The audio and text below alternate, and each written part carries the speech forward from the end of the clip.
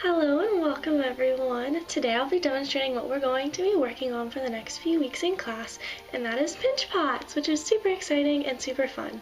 And I'm really excited to get started with you all on it. So here's an example of what our completed product will be at the very end of class. There's the inside of it, and here's the lid for it. Here's another student example I have.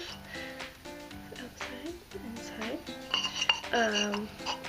But for now, we're going to learn the basics of how we're going to construct the pinch pot. Then we will put it in the kiln and fire, and then we're going to paint it afterwards. So let's go ahead and get started. So to begin, we want to start with a completely clean work surface. So this is just a little bit of clay that I set on the table right before this video started. So otherwise, a completely clean surface. I just have an example of my pinch pot down here. But other than that, completely free because you want to have plenty of room to work. So we're going to start with about 1 pound of clay, maybe even a little less, just depending on if we're making a lid or not.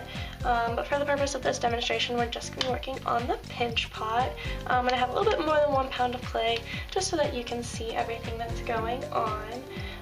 Since this clay was just made, we need to spend some time wedging it before we start. Okay, so now that we have the clay formed back into a ball, it is time to start creating our pinch pot, which is super exciting that we are ready for that step. So to begin, you are going to take your thumb, yes, your handy dandy thumb, and you are going to stick it in the middle and push till you're about a little more than halfway through. Yeah. So then you are going to use the rest of your fingers on the outside to pinch between your thumb and the rest of your hand. So you're kind of going to make this motion, but on the inside of your pinch pot. And you're going to pinch and rotate and pinch and rotate all the way around. And then once you kind of have enough space in the middle, you can use both of your thumbs and both of your hands to make the project go, or make the task go even quicker. So you're just gonna pinch and rotate. And we wanna make sure that we're pinching upwards so that we can make our walls nice and tall. So you can pinch upwards, but we also want to make sure that we are pinching and kind of pulling outwards so that we have an inside of our pinch pot so that we can place things in it. You can get your whole hand in there. We're going to get lots of awesome designs carved on the inside with that. And another really important thing is that you want to try and make all of the walls about the same thickness if you can. And I usually say that you want it about 1/4 inch thick. So right here on our ruler, this is about 1/4 inch. So we're getting there. We're still a little bit thick right now, so we can keep pulling the walls apart.